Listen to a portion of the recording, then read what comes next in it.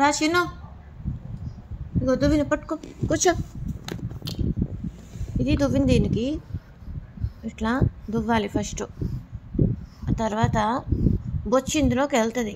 వెళ్ళిన బొచ్చు రాలాలంటే ఇది నొక్కాలి. బొచ్చులా రాలుతుంది. రాలేదంటే బొచ్చు దీనికి రేరు.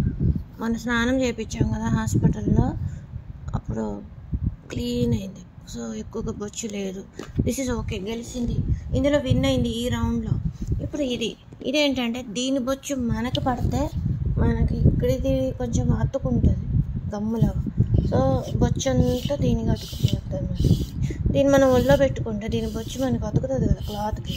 సో క్లాత్కి ఏదైనా బొచ్చు ఉంటే దీనికి వచ్చి అతుకుతుంది అనమాట, మ్యాగ్నెట్ లాగా. ఇదొకటి పరికరం, ఇది దీనిదే. అలానే దువ్విన కూడా దీనిదే, కానీ దీనికి తెలియదు ఇవన్నీ రెండు దీని అని. అలానే షీట్స్ ఉంటాయి దీనికి. అండ్ అదిగో ఇది ఒకటి కేజ్ బయటకు వెళ్ళినప్పుడు